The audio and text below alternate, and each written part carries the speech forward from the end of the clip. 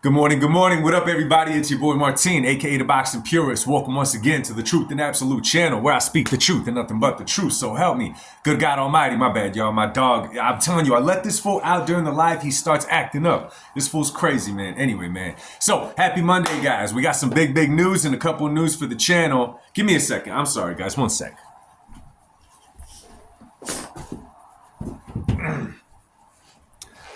Sorry, I had to do that during the video, yo. Anyway, so the big news is it looks like they are pushing towards a fight that we wanted, that we thought we weren't going to get anymore because they weren't talking about it. And it looks like this particular opponent got moved on to someone else.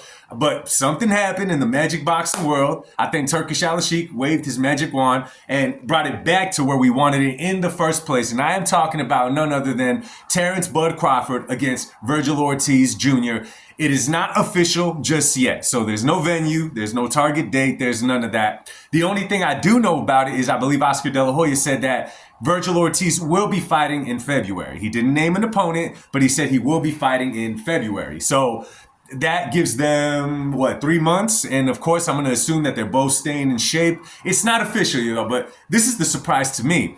It's because after the Boots fight last week, the talk was Vergil Ortiz versus Boots. Now, we know that Oscar De La Hoya made that whole 5-on-5 offer. We know that Eddie's been talking about it. We know that they've all been talking about it. So it was appearing that it was going to be Boots versus Ortiz. However, it shifts when you got the guy putting all the money in, right? And by that guy, I'm talking about Mr. Jive Turkey, right? Jive Turkish Al-Sheikh is the one putting up the money for these crazy venues. Now, what's crazy, man, I saw somebody share a picture from this last event, the Latino night in Saudi, and the lighting really helps them out, man, because it wasn't a big crowd in Saudi Arabia for those particular fights. And I think that Turkish Al-Sheikh is going to learn that now, because certain fights have certain big markets in places. You could do the heavyweights that way. You could take big names and try to make a big event overseas in places like that. But to form a 5-on-5 Latino card, which was a great card, don't get me wrong, but you got to put those fights in the right places if you want to make money with them. Now,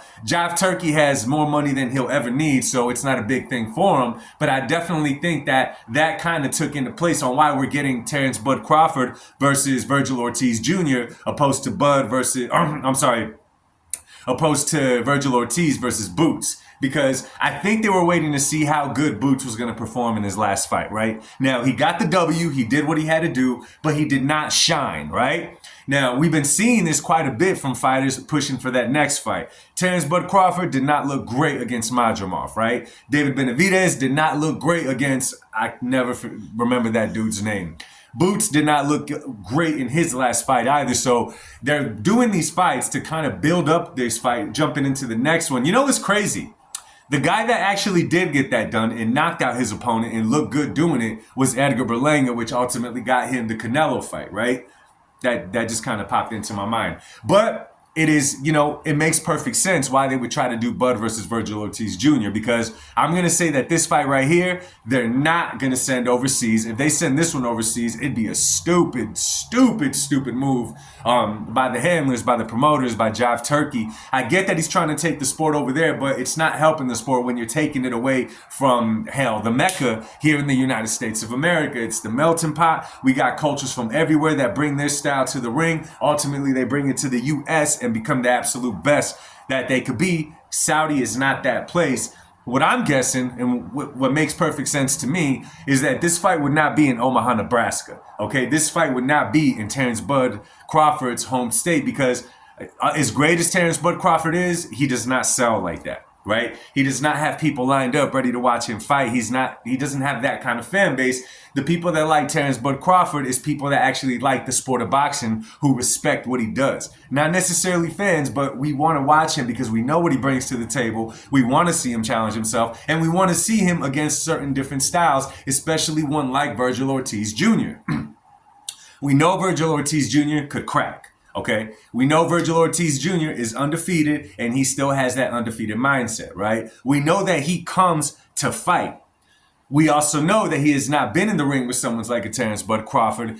But above all that kind of stuff that I just mentioned, We know that if you make a Vergil Ortiz fight in Texas, and if you put Bud and Vergil Ortiz in Texas, it doesn't matter where you put it, now you're making a solid and smart investment. And I ultimately think if it gets finalized, because this is just talked about right now, if it does get made, if it does move forward, and if we do get that treat as boxing fans, it definitely has to be in Texas. It's what makes the most sense. Not Vegas, not New York, not anywhere else.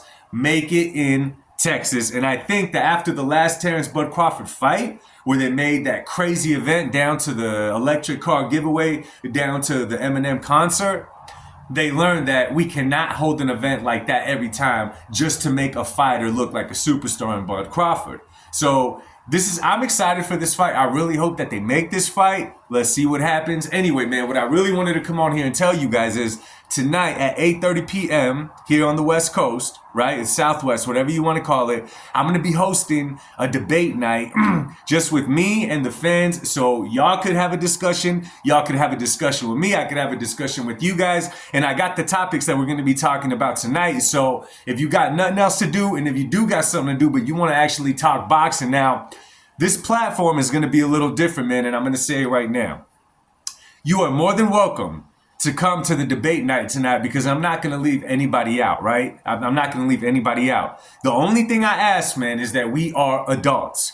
You want to get a tiny bit, you want to say certain things in the heat of a discussion or whatever, cool. I'm asking everybody to keep your cool tonight, right? Don't try to, start going at somebody and going through saying personal things at somebody because they disagree with you, because this is not what this is. I'm trying to build a platform. I don't know what night I want to do it out of the week moving forward, but today's Monday night and this is when we're going to do it. But I want to build something where actual boxing fans, okay? Not the casual boxing fan that only ready to see Jake Paul versus Mike Tyson. I'm talking about the actual fans of the sport who have trouble finding other people who are fans of the sport to talk boxing with. Because if you're a boxing fan, okay, and if you've been watching boxing for a long time, one thing that you do know, it's very hard to find somebody to have an actual boxing conversation with without it getting emotional, without the fanboy coming out of them or fangirl, whatever. We know it's hard to do. So remember, y'all, thank you for stopping by this video. And remember, tonight at 8:30 p.m., we're going to have a debate night, discussion night here on the Truth and Absolute channel, and we're going to do it live. So I'm about to get ready for work. I know a lot of y'all doing the same thing. Much love to y'all. God bless. I'll be waiting for y'all tonight. If y'all can make it through, I'd appreciate it. Enjoy your day, y'all. Peace.